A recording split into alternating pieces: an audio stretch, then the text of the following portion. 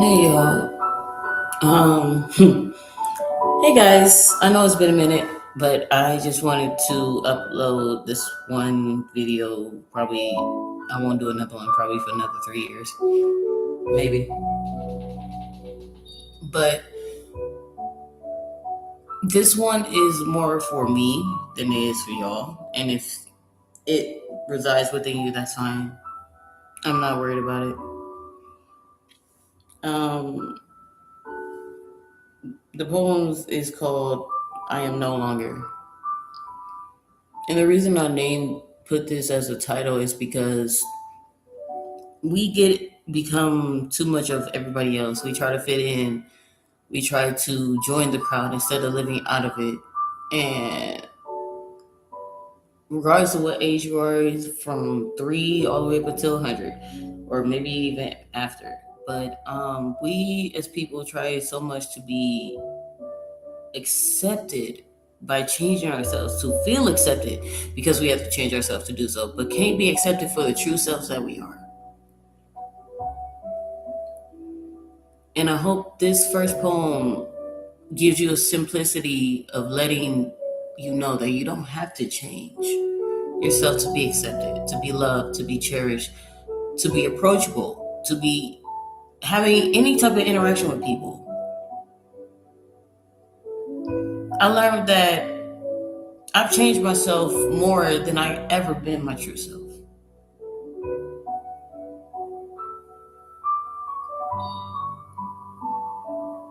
And it's hard to believe that when we interact with people, whether it's boyfriend, girlfriends, sister, brothers, aunties, uncles, friends, acquaintances, any of that, we have to change ourselves and approach them into a certain way that we don't even feel comfortable within ourselves doing. And then people wonder why we become so isolated.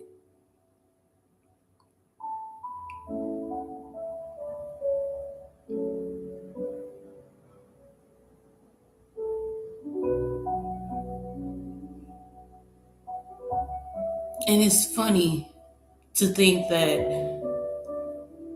we are loved for being fake more than we are being true. But then everybody want to talk about truth, honesty, respect, realness, but still can't show it.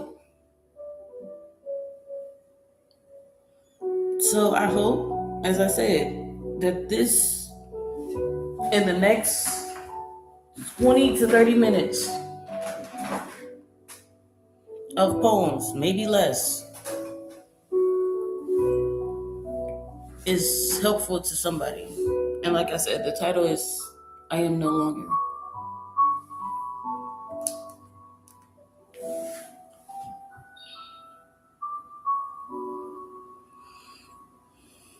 The scent of those years has run through my fingers. I used to stand frozen, a shadow you cast. Believing the echo of silence was grace, now the sharp burning memory of being a beggar lingers. But the cold stone of my patience is shattering fast, and I've decided to finally abandon that place. I was the dry earth waiting for your approval, a field left fallow where no seed might break ground. I spent too long trying to earn my own peace. You were the long empty season of barren removal, where only the whisper of nothing was found. Now, I am the river, finding my own full release. The clock ticks differently when you hold your hands. Time is not currency to be thrown to the wind. This definitive decision is etched into the deepest root. I now build my mountain on healthier sands. My value is finally mine and cannot be pinned. I am no longer bear that desolate fruit. Look closely. I am not waiting for your dismissal. I am removing the costume of being small and undone because the time I have left is precious and real. That fragile, worthless person was just a rehearsal. And now, with the rising of my own strong sun, there's nothing left here for you to steal.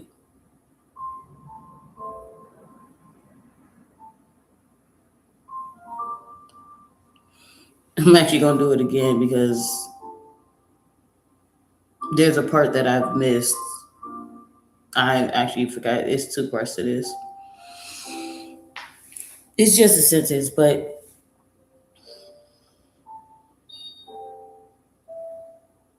I want to re-say the title again, but also I want to add the subtitle to it this time. The title is "I Am No Longer," and whatever that means to you, it means that you're no longer that version of you. You're no longer doing that part of you. You're no longer accepting things that you accepted for so long. You're no longer being that version. And it's kind of funny. I put for my subtitle is "I'm no longer taking the time to be a worthless person in your life."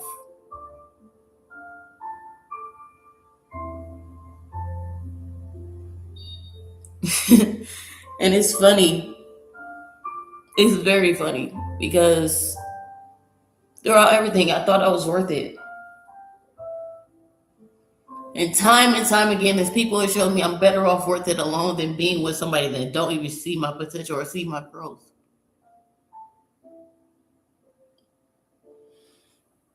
I've truly found my peace in where I belong, and that is within myself. Nobody else has to see this of me. Nobody has to see me. Nobody has to be around me. Nobody.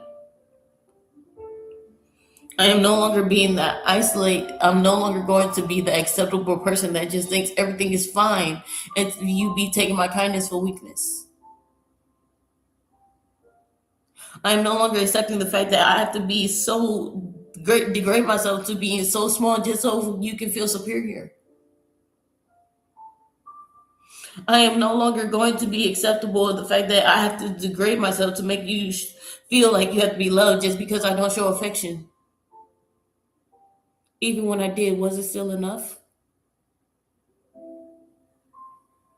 Wasn't enough to the times that I didn't care about anything that you did to make you feel like it hurted me, but yes, I still loved you.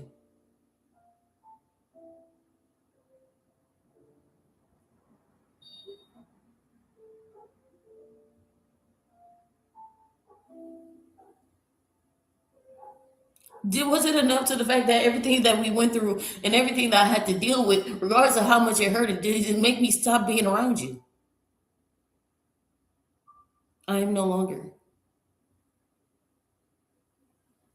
I'm no longer being the person that thinks it's okay to be so small minded and thinking that it's not me being naive for the person that I choose to be with. I am no longer. I'm no longer being the acceptable and kind person that everybody seems for me to be just so they can be comfortable and being loved and thinking that it's okay.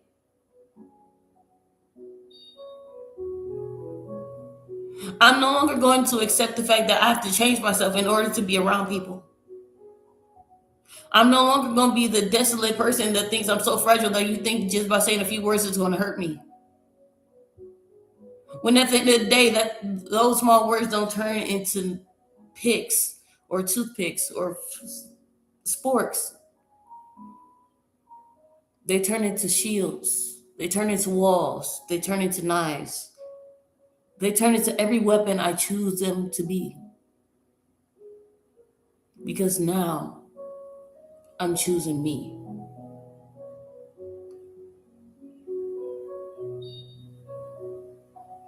The sand of those years has run through my fingers. I used to stand frozen in the shadow of the cast, believing the echo of silence was grace. Now the sharp burning memory of being a beggar lingers. But the cold stone of my patience is shattering fast when there is none left. And I decided to finally abandon that place. I was the dry earth waiting for your approval, a field left fallow where no seed might break ground. Yet I still stayed. I spent too long trying to earn my own peace. You were the long empty season of barren removal, where only the whispers of nothing was found. Now I am the river, finding my own full release. The clocks, the clocks tick differently when you hold your hands. Time is not currency to be thrown to the wind. This definitive decision is etched into the deepest root of my soul. I build my mountain on healthier sands. My value is finally mine, and it cannot be pinned to your desire. I will no longer bear that desolate fruit that you claim that you have. Look closely. I am not waiting for your dismissal, or your approval, or your acceptance of me. I am removing the costume of being small and undone, because the time I have left is precious and real. That fragile, worthless person was just a rehearsal. And now, with the rising of my own strong suns, there is nothing left here for you to steal.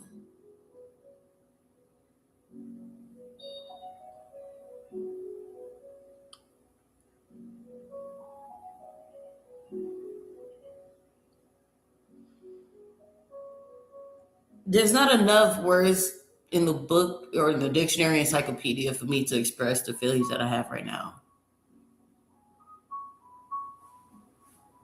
And I'm not choosing to be isolated. And for anybody that deals with isolation, don't look at it as bad. Don't look at it as a downfall. People might say you acting different, you're weird because you stay to yourself. You got to. I'd rather be alone and happy than wonder what the heck you doing in my home. Making me feel more miserable than ever. Just trying to figure out to make you happy within my home, my peace I brought you into. So anybody that deals with that type of situation, whatever the relationship is, whether it's a person that you love, a person that is a family member, a friend, associate, acquaintance, whatever, a side piece, I don't give a fuck. But you're no longer that burden that you have to carry throughout your life. You're no longer have to carry the simplicity of walking on eggshells just to be around somebody. You're no longer accepting the fact that you have to change every day just to make sure that they are comfortable, just so you wouldn't step on a landmine or tick a time bomb, just so they would explode. You're no longer. You're no longer the patient that they classify that you have, or you're no longer going to be the love that they say they have for you. You're no longer going to be the acceptance of who you are. They want you to be. You are finally going to be the person that you choose to be. You're no longer going to be that small shell that keeps breaking and breaking just so they can walk with grace. When anybody ever give you that simplicity of trying to make you feel small,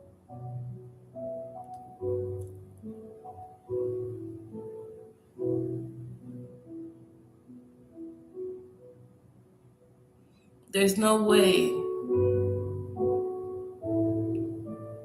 for you to demolish yourself. There's no reason for you to demolish and degrade yourself just so you can be loved. When the only true love you have is yourself. The grace that you give yourself every time you make a mistake. The patience that you have just to relearn it and do something different about it for the next time. True love is not with somebody else.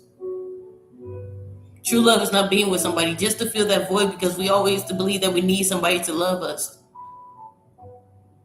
When the only thing we have is ourselves, and that's the only thing we need to love. You can love your kids, you can love your husband, you can love your boyfriend, girlfriend, whatever. But unconditional love doesn't come from somebody else.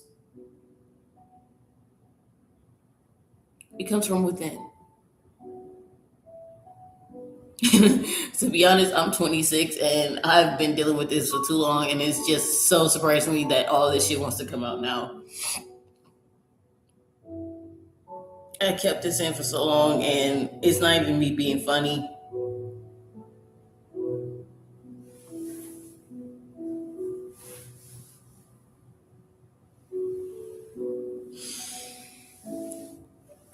You no longer have to be the reason,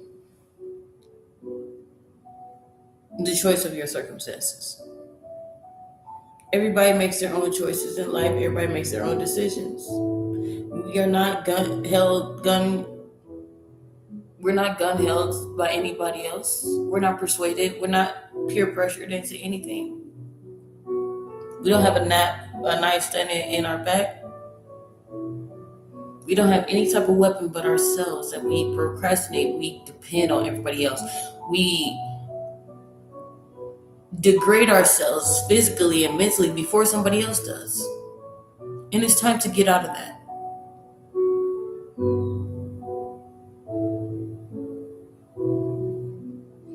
It's time to let ourselves bring more peace into our lives than somebody else.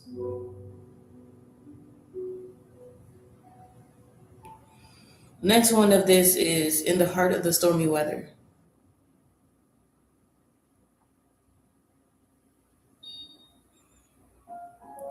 In the heart of the stormy weather, where shadows stretch and spirits tether, a quiet strength begins to rise, like dawn that breaks the darkened skies. Each, set, each setback whispers tales of sorrow, yet from the ashes it blooms tomorrow. The roots will run deep and strong in every trial we find our song. Through cracks and stones the flowers grow, defying weight they dance and glow. With every bruise we learn to stand, a tapestry woven by trembling hands.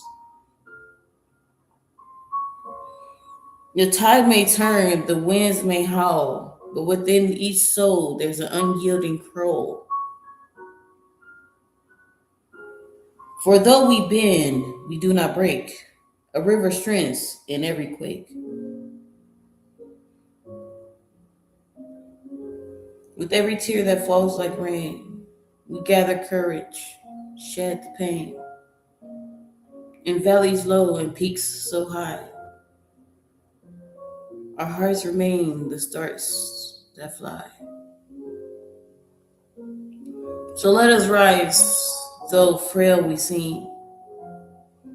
We are the keepers of the dream, for in our scars the stories dwell of resilience forged and triumph felt. Each setback whispers tales of sorrow, yet from the ashes it blooms tomorrow. The roots of will run deep and strong. In every trial, we find our song.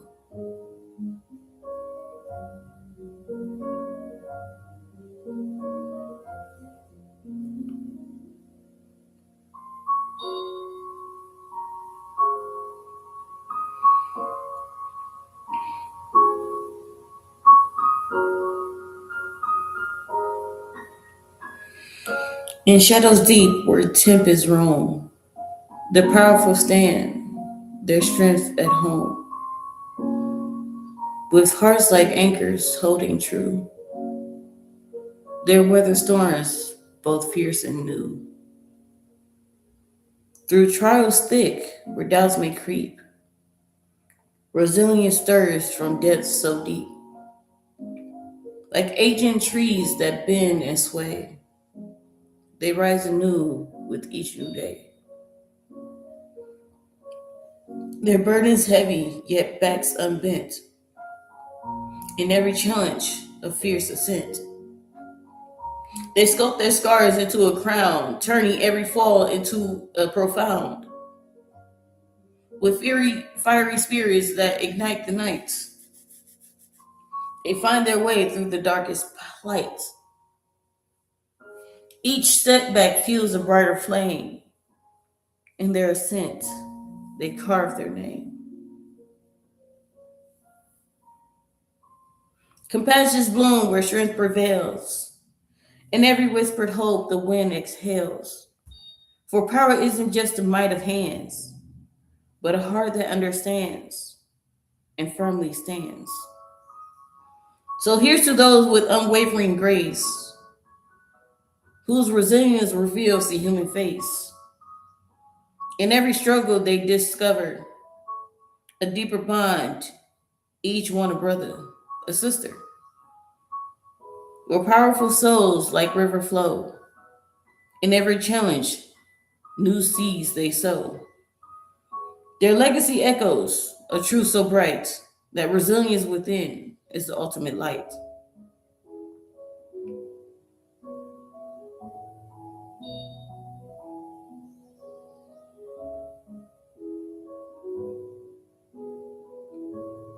Not sculpted, taught and proud, nor outward show of boasting loud, but something deeper, strong and true, a strength of character shining through. It's in the quiet, steady hand that offers help throughout the land. A gentle touch, a listening ear, dispelling doubt and calming fear. It's in the face of bitter loss that finds a way to bear the cross. To rise again, though bruised and sore, and walk on seeking something more. It's in the honesty so rare, the truth confessed beyond compare. The courage born of self respect, that choice is right, though hard to accept. It's in the kindness freely given, the grace bestowed, a gift from heaven. Empathy embrace and tender hearts that plays the most essential parts. It's not a shield towards off blows, but inner strength that surely grows. Those trials faced and lessons learned, a spirit tempered, bravely burned. So let us seek the strength within to conquer doubt, to rise again. For character, more precious afar than fleeting strength beyond a star.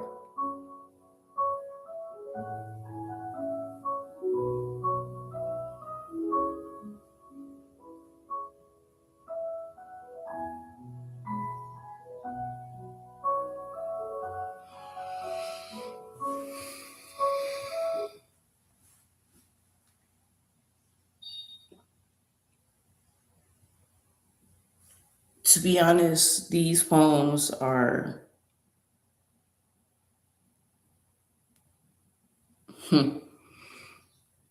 they were meant for people that I didn't get a chance to say these to them. One, I might still have a chance, but I'm never going to take it. Because at the end of the day, some things are better left unsaid.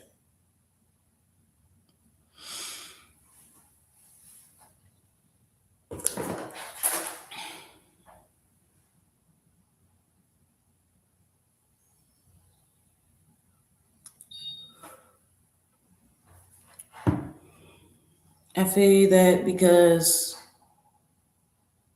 some things are just better left unsaid as it is.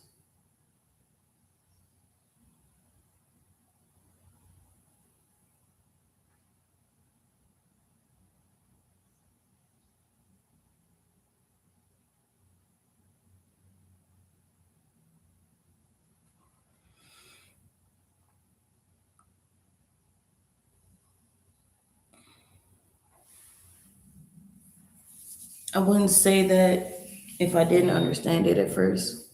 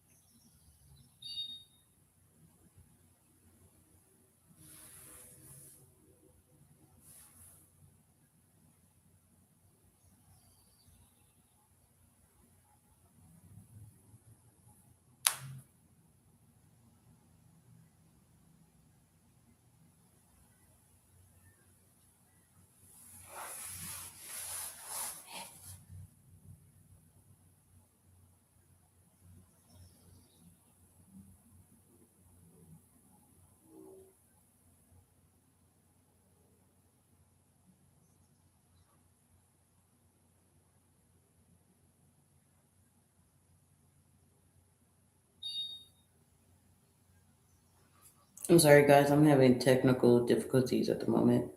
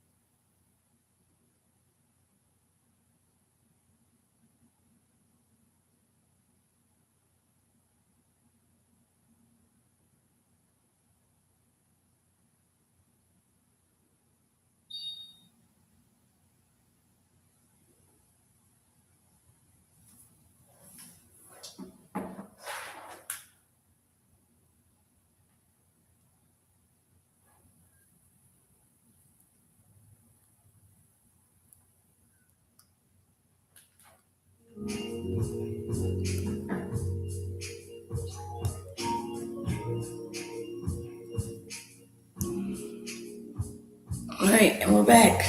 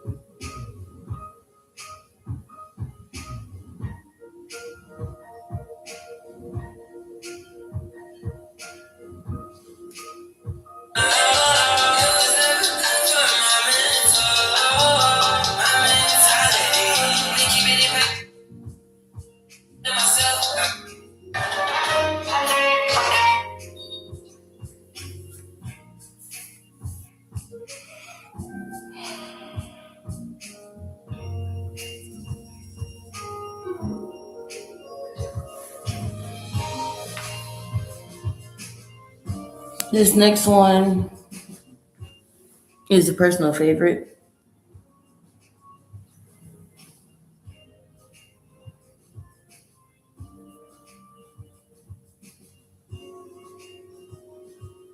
Um, I wrote this when I was dealing with my third miscarriage.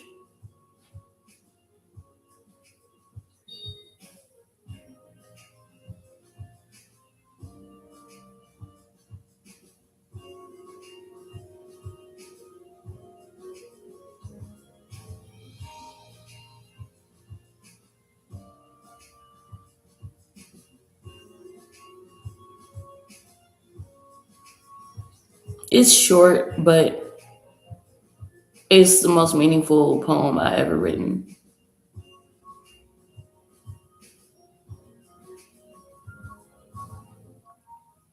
And I've dealt with this for a long time. And it somewhat feels good to talk about it, but there's nothing easy about dealing with a miscarriage and postpartum. And technically, everybody want to have labels for different things, yes. But when it comes down to dealing with losing the sake of your child,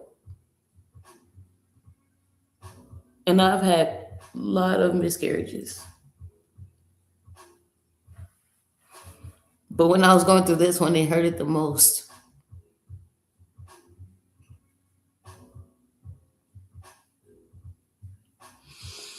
My third miscarriage is my most painful loss I ever had.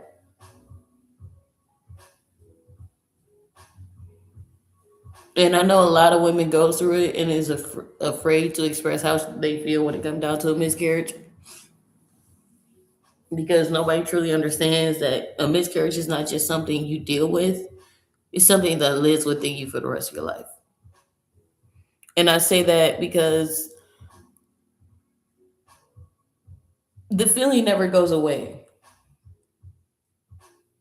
The mentality of what you carried within yourself doesn't go away. And sometimes looking at that person that you had that was carrying the child with doesn't make it better at times. And we as women tend to blame ourselves for the things that we couldn't carry or the things that we couldn't uphold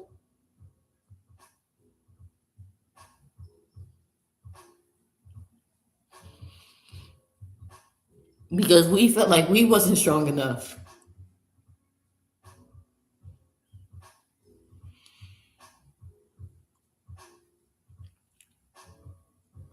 And it's not easy to even say that right now. It's never easy to talk about miscarriages. It's never talk about the loss of lose the loss of your child. But it's so much easier to talk about people that we lost other than family members. But when you lose your children, it's not the same as losing a parent. It's not the same as losing a sister, a dog, brother, whatever. And I say that because I was gonna have my first girl.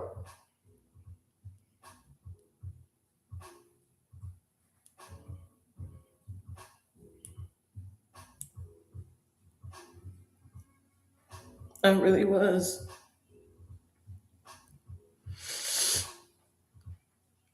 That was gonna be my first daughter, and my son was gonna be a big brother.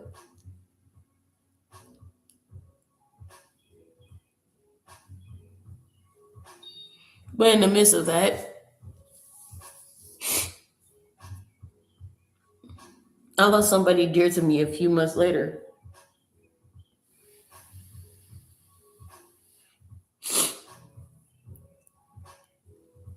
Few months. I'm sorry. Few months. Beef. Yeah, actually, I lost somebody very dear to me a few months after I lost my daughter.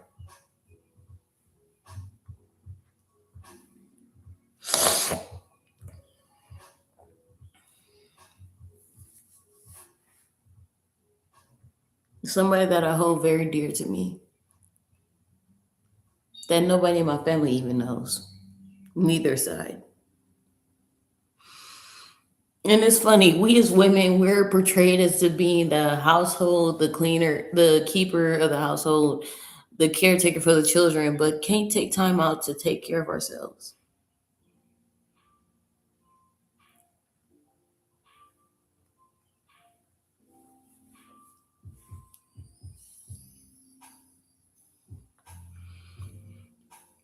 And it's truly not easy.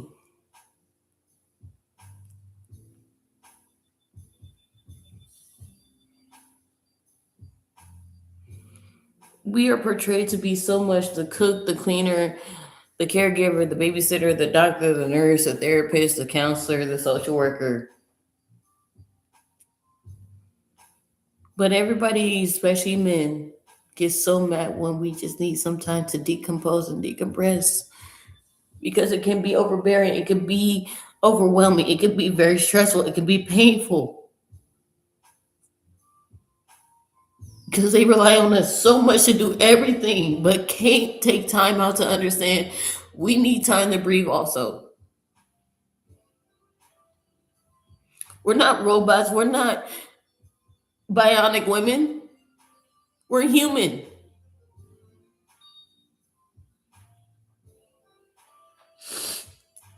And we should be respected and treated as such. We should be treated just because the 1950s and 1960s women were the cooks, the cleaners. We shouldn't still have that mentality now.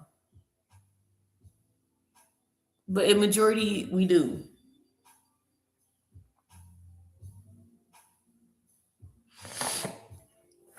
It is painful for me to say this that we don't come together when it comes down to that type of situation. Instead, we have other women breaking us down, tearing us down, family members, mothers, sisters, just because we couldn't bear something and think we're less of a human, including our own spouses.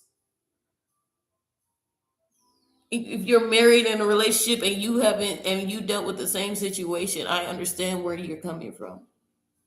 Truly, I do. But there's one thing that people don't seem to get: when you have a miscarriage, it doesn't go away.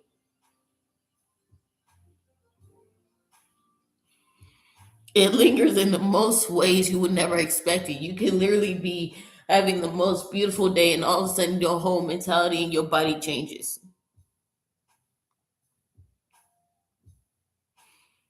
You feel like you're going through postpartum because of the emotions of not having your child, but the day you somewhat just feel like you lost everything.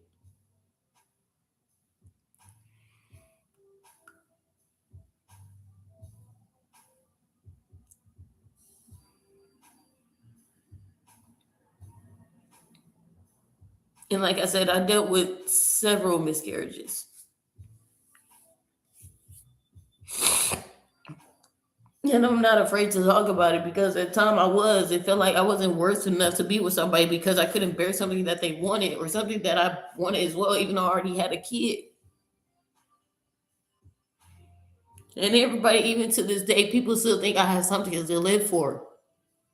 When everything I have, I lose.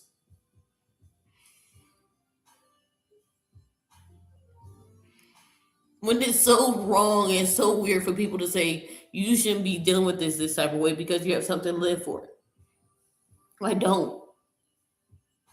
Not even for myself.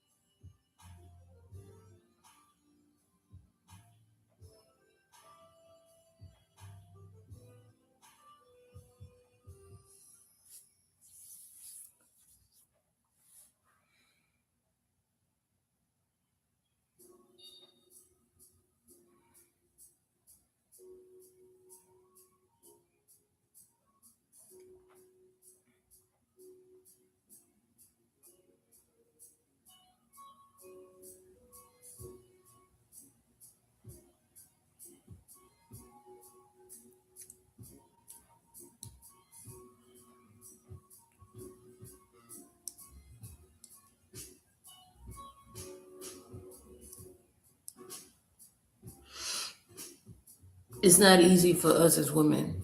And sometimes it's not easy for men because they're raised to not show expression, not show sentiment, emotional support.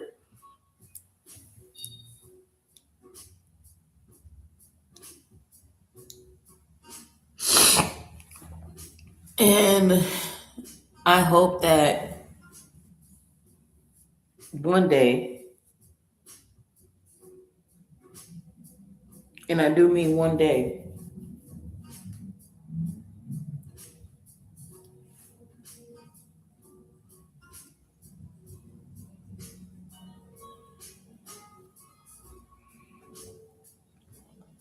that we as people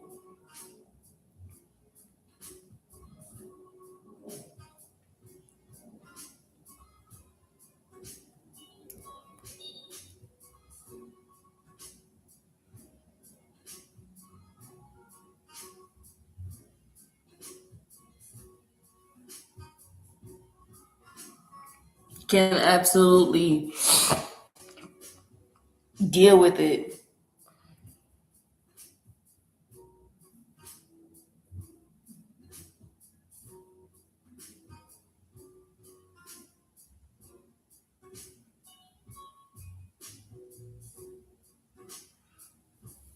And it's not easy to manage that.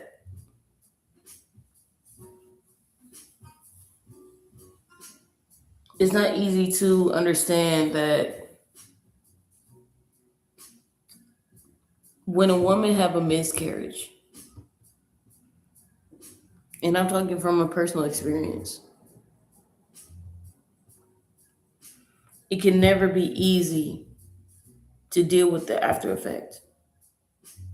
It still ain't easy. No matter how many times you can have one miscarriage, it doesn't change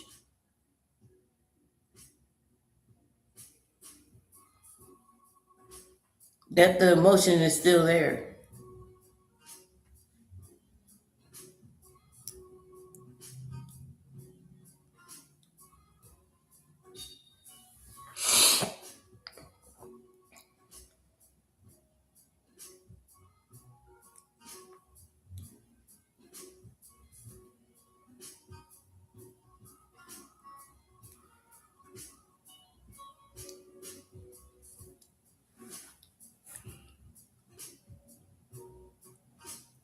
The feelings come and go.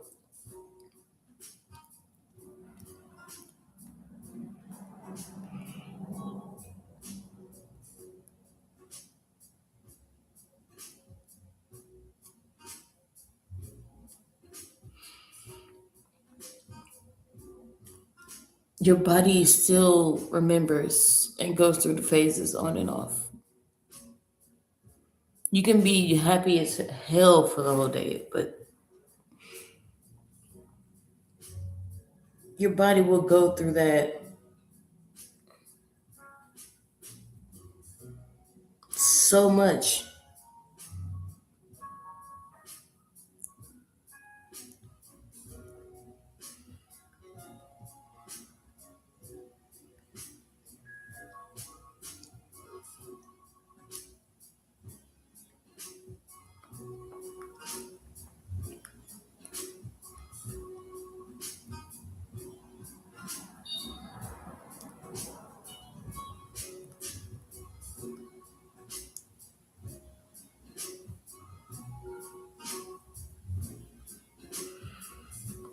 That once you would think that you're not even worth it to be here. And for some time, I felt that way in my relationships. Previous ones,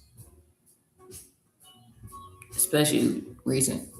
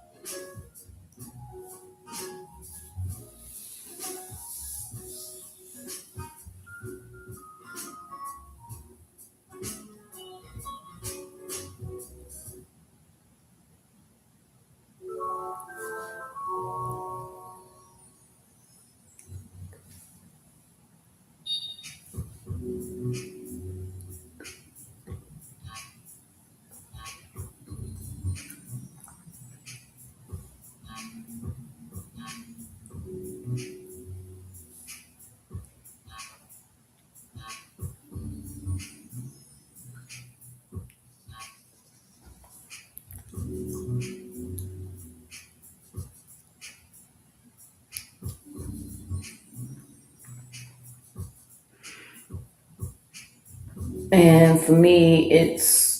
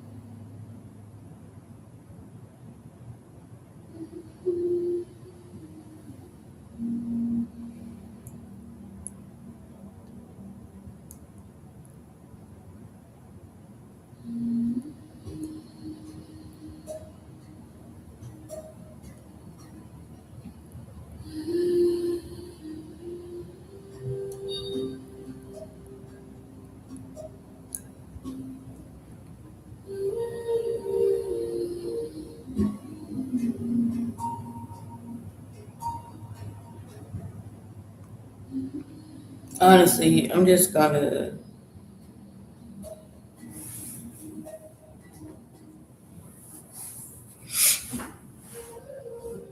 not even gonna prolong it anymore.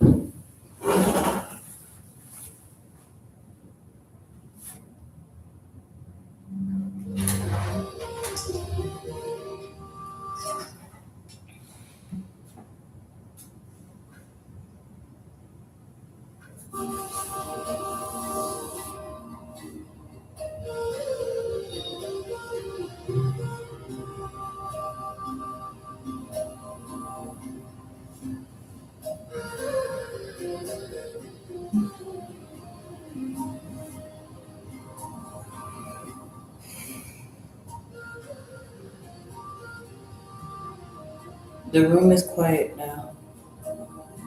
A heavy sword of steel. The clock ticks on against its own cold will. A hollow space where a heartbeat used to drum, and all the words for future have gone numb. You carry it, the ghost of what was meant to be. A secret tide pulled back into the seas. The world moved fast, oblivious and bright, while you are learning how to breathe inside the night.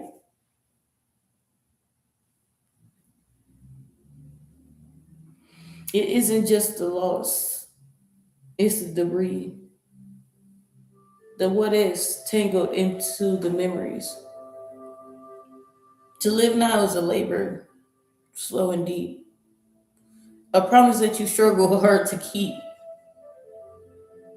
In the morning, you find the strength to rise, though grief is written underneath your eyes. In the quiet, you let the sorrow speak and grant yourself the grace of being weak. In the mirror, you see a map of scars, the body that has reached out for the stars. But life is stubborn, like a blade of grass that waits for winter's freezing grip to pass. It doesn't ask for your sudden joy or light, just that you stay and hold on through the nights. You're not unbroken. You're not broken, though you feel unmade. You're moving through the sun and through the shade. To live is not to leave the ache behind, but to carry it and still be brave and kind. One breath, then two. The rhythm starts to mend. Not to erase the loss, but to transcend. You are the vessel, the survivor, and the shore. Learning how to love the world once more.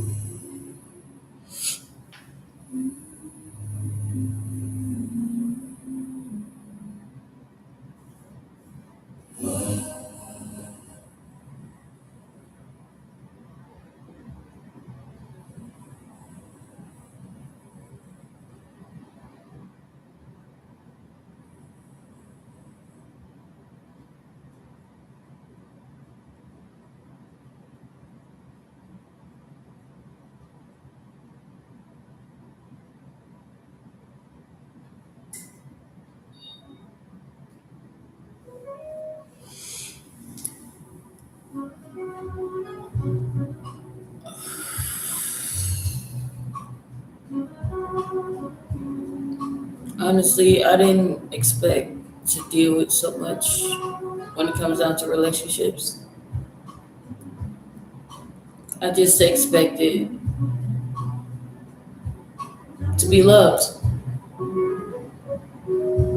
without any restrictions, without any vendettas or agendas.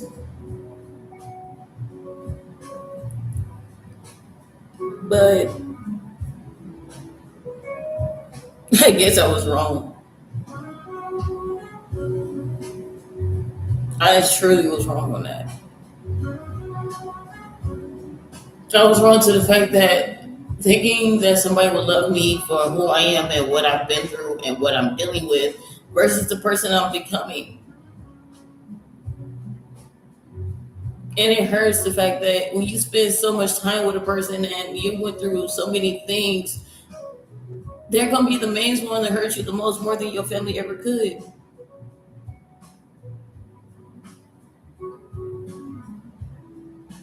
And it sucks and it's a bitch.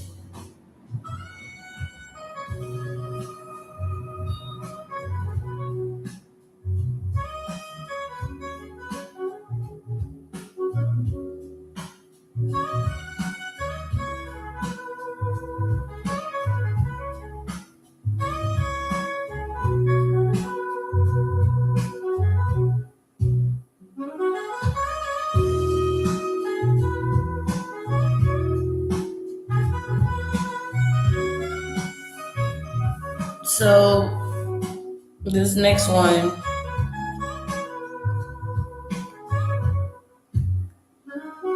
I wrote, I believe, well, I wrote this poem a year after my third miscarriage.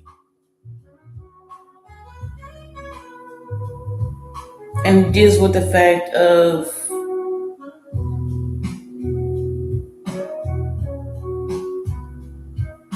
it deals with love and no longer available.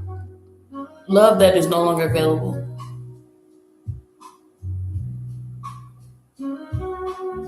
When you feel so gone from yourself and others people take it as a vendetta against them, like you're spacing yourself out because there's you have a problem with them, but as many times as you explain it to them, they still want to portray that you don't have to isolate yourself. But when it comes down to having miscarriage after miscarriage after miscarriage after miscarriage, and after every situation in between,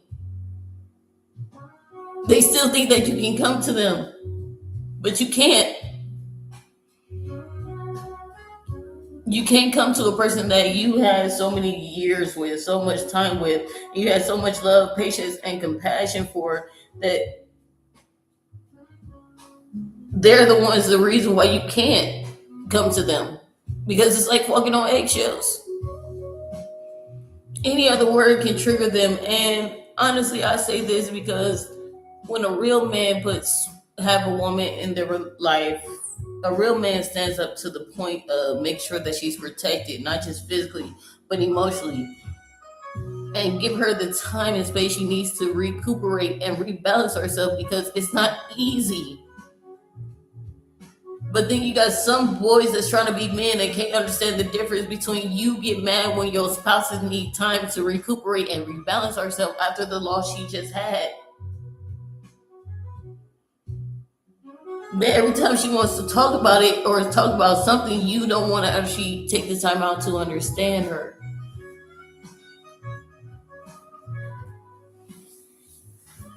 And it goes vice versa. I know there's some women like that too. I know there's some women that think they're women because they have a vagina and all this, but it's not just the physical appearance of what a woman or a man is that makes people come together. Men and women can't have their cake and eat it too. Men cannot think that you can have a spouse in your life and still think that you can go out and have your fun while she's still in the same room. There's no reason for you to think that after so many years, y'all had so many losses, and you want to expect that it's okay to do the things that you do. Switch to Google Fi Wireless and get 25 gigabytes of. It shouldn't be okay to women to go out and do the same thing just because he cheat. You want to stoop down to that same level and cheat as well. But I'm not in the mood to actually deal with this shit. I'm in the mood to actually pretty much cause war at this point.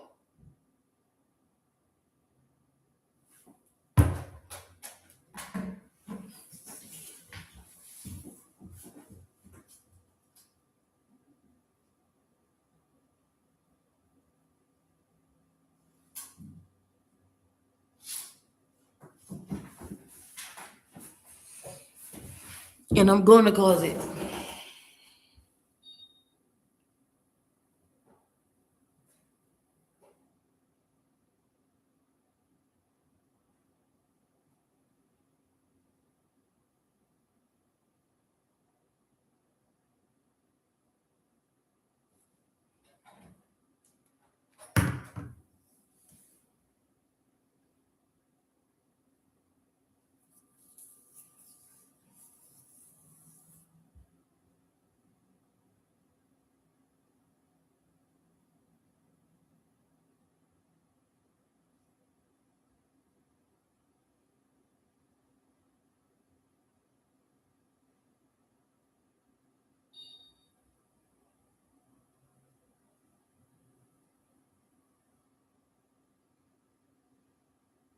I'm going to cause war to a point that I feel satisfied about my actions and my choices, not about anybody else's.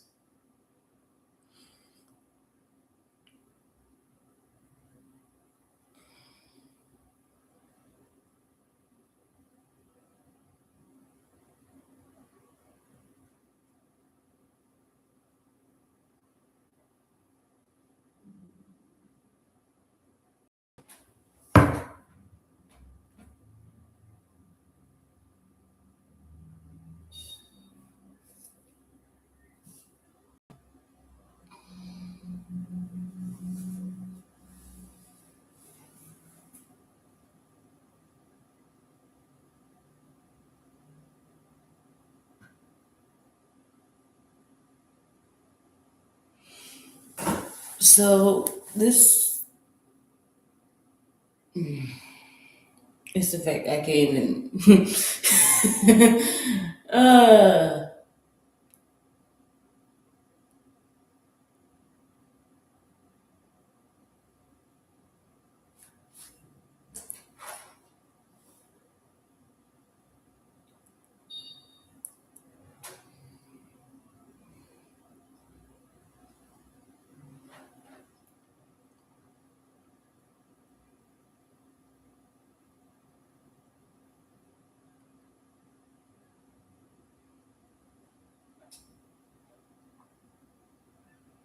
Thanks to the Joker and Batman, I truly accept it, because right now,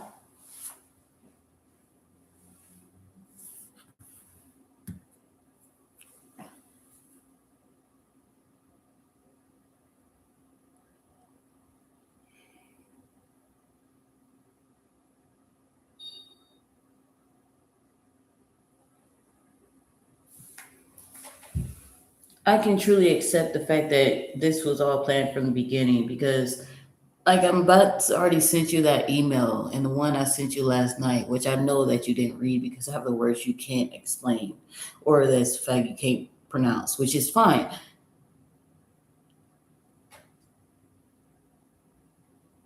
But just because I don't give you affection or the time of day with everything that's going on, you you have some nerve to think that it's okay for you to step out, but still think I'm about to be your freaking trophy wife or put me on this freaking pedestal just to make me look like a fool. This whole 7 years, that's exactly what you did. From talking to other females just because you have an attention is because you can't accept the fact that you have a void that you don't want to deal with. You can't help them being alone because yes, you're the only child, you're the only grandchild. You and your ex have better communication, but also y'all have differences. And the same fact, what happens when she start doing the same shit that I do? What happens? This thing. A real man would never make his girl feel less of a human because she needs time to recuperate, rebalance herself, and try to figure out the best way she can deal with things. A real man wouldn't put his girl or his wife in a situation where she has to make herself more being left alone than what she already is, and try to make sure that she don't step on a landmine when she's talking to her spouse. Because every time I talk to you, it's always a triggering point. Certain words you don't want me to say, but then you get mad when I tell you certain one word I don't want you to say, which is bullshit.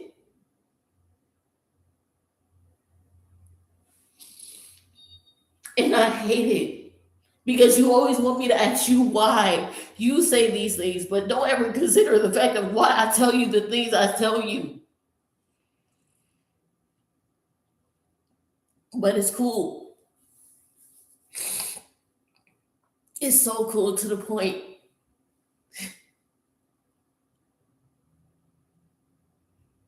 I'm killing myself as we speak internally. I took you off of everything. You don't have to worry about anything that you get from me or my emails will go straight to yours. I'm not doing it. I'm not about to be a placeholder. I'm not about to be a pawn in your chess game. I have never been your queen, so don't ever think that I was. You just hated the fact that she was gone and you loved her more than you loved anything other than Sinbad and Cookie. And don't ever say you love your kids. Because if you did, you wouldn't do the shit that you did the other day. And that's the main reason you want to have a child. It's not for the fact of yourself, it's the fact that you think you will make your family happy. But the fact about it is, her side of her family will be more happy because she's back with you. Even though you can deal with that drama, you can deal with that shit, but you hated dealing with me. When I was the one that held us down the longest. When I dealt with everything, all the bills, all the drama, all your mama shit, all your grandmother shit. Even when I told you about my shit, you looked over it. But you expect me to sit and listen talk to you about how you nag with your mama. That's what mamas do. They ignore their fucking kids. But I wish I had that. I didn't have parents that loved me. I didn't have a fucking dad that gave a shit about me. I didn't have a mother that gave a shit about me. I had two parents that wanted me dead from the get go. And you expect me to think that I'm happy because, yeah, I love my dad because he's mine. But also, I'm the main child he wanted gone.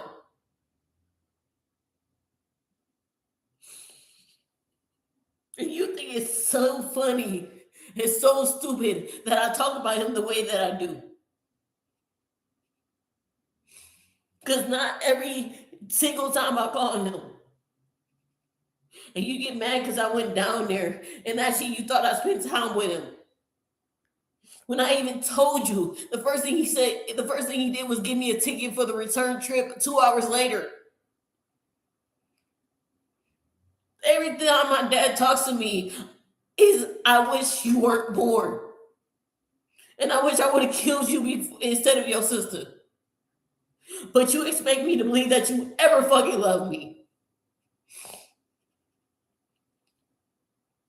You're never a man if you ever do that shit.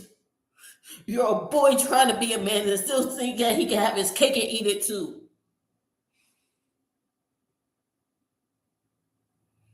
And for once, for the first year, I thought you did love me.